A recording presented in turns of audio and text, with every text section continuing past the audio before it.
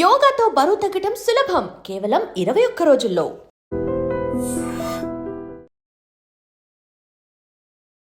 గణేష్ నిమజ్జనానికి సంబంధించిన శోభాయాత్రకు అన్ని ఏర్పాట్లు ఒకవైపు జరుగుతుంటే శోభాయాత్ర ఎట్లుంటుంది అండ్ ఖైరతాబాద్ వినాయకుడు ఎట్లా కదులుతాడు అంటే సెప్టెంబర్ 6వ తేదీ ఏ రోజు శనివారం రోజు ఖైరతాబాద్ వినాయకుడు ఎట్లా శోభాయాత్రగా బయలుదేరి నిమజ్జనం కాబోతున్నాడు. ఇట్లాంటివన్నీ ఒకవైపు అయితే ఇంకోవైపేమో మనకు తెలుసు బాలాపూర్ లడ్డు వేలం గురించి కూడా చాలా మంది వెయిట్ చేస్తూ ఉంటారు. ఇవి రెండే అతిపెద్ద ఇన్సిడెంట్స్ ఎక్కడైనా సరే. అంటే మన హైదరాబాద్కి సంబంధించి మాట్లాడితే గనక ఖచ్చితంగా బాలాపూర్ గణేష్కి సంబంధించి లడ్డు వేలం పాట ఎవరు దక్కించుకుంటారు ఏంది అనేది ఒక వార్త అయితే, ఇంకోవైపేమో ఖైరతాబాద్ వినాయకుడు శోభాయాత్ర ఇంకోటి.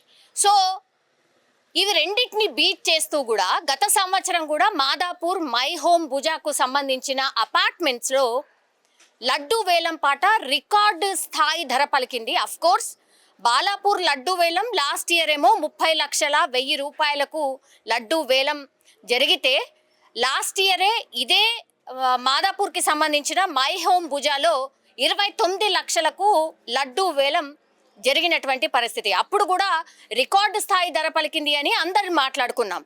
ఈసారి కూడా 11 రోజుల పాటు అంటే గణేష్ని కూర్చోబెట్టలేదు, కానీ ఈరోజే లడ్డు వేలం పాట అయిపోయింది.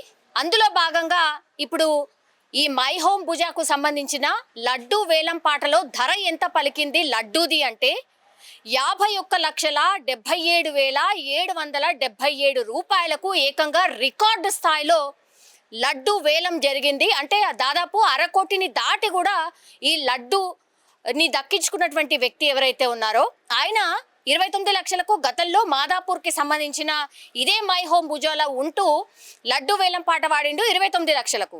ఇప్పుడు ఏకంగా 51,77,777. సో ఇట్లా మనకు తెలుసు కొంతమందికి చాలా మందికి సెంటిమెంట్గా కొన్ని నంబర్స్ ఉంటాయి. అందులో భాగంగానే ఇప్పుడు లాస్ట్లో మీరు చూడండి 5 డిజిట్స్ కూడా 77,777 రూపాయలు.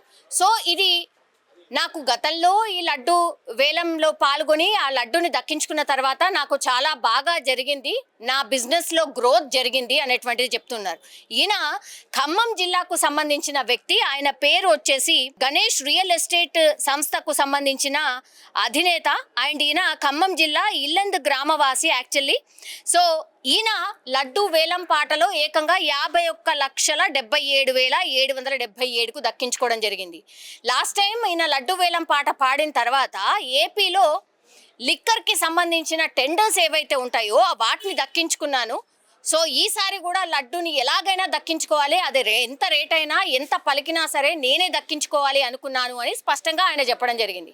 సో ఇట్లా లడ్డు వేలం పాటలో పాల్గొనడం అదొకవేళ సక్సెస్ అయితే మాత్రం ఎట్టి పరిస్థితుల్లో కూడా వదులుకోవడానికి సిద్ధంగా ఉండట్లేదు కొంతమంది. అందులో భాగంగానే ఇప్పుడు 2 ఇయర్స్ పాటు ఈ లడ్డు వేలంలో పార్టిసిపేట్ చేయడందే కాకుండా వేరే వాళ్ళు ఎవరైనా సరే ఎంత ధర పలికినా దీన్ని ఎట్లాగూ నేనే దక్కించుకుంటాను అనేది కూడా ఒక సెంటిమెంట్ పెట్టుకొని 1/2 కోటి పెట్టి మరీ ఇప్పుడు లడ్డూని సాధించడం జరిగింది. సో నాకు చాలా బాగా జరిగింది, నాకు గ్రోత్ అయింది, నా బిజినెస్లో నాకు చాలా మంచి జరిగింది కాబట్టి ఈసారి కూడా నేనే దక్కించుకుంటా అనుకున్నాను అన్నటువంటి మాట కూడా చెప్తున్నారు. సో ఇట్లా లడ్డు వేలం పాటలో కేవలం బాలాపూర్ అనేదే వినిపించేది ఈసారి. అండ్ లాస్ట్ ఇయర్ నుంచి ఇప్పుడు మై హోమ్ భుజాకు సంబంధించిన లడ్డు వేలం పాట కూడా ఇప్పుడు రికార్డు స్థాయి ధర పలుకుతోంది కాబట్టి అందరి చూపులు కూడా ఇప్పుడు మాదాపూర్లోని మై హోమ్ భుజాలో జరుగుతున్నటువంటి లడ్డు వేలం పాటలో పట్టం జరిగింది అనేటువంటి మాట అయితే స్పష్టంగా మనకైతే అర్థమవుతోంది. సో ఒక రకంగా విఘ్న నాయకుడు అంటాడు కదా, విఘ్నాలు తొలగించే వినాయకుడు కాబట్టి ఆయన దగ్గర రోజు పూజలు అందుకున్నటువంటి ఈ లడ్డుని దక్కించుకుంటే అన్ని విఘ్నాలు తొలగిపోయి అంత సక్సెసే జరుగుతుందని సెంటిమెంట్గా భావించే ఎన్ని లక్షలైనా కోట్లైనా ఇప్పుడు లడ్డుని దక్కించుకున్నట్టుగా మనకైతే స్పష్టంగా అర్థమవుతోంది. నిజంగా ప్రస్తుతం ఉన్నటువంటి సమాజం దేనికి ప్రయారిటీ ఇస్తుంది?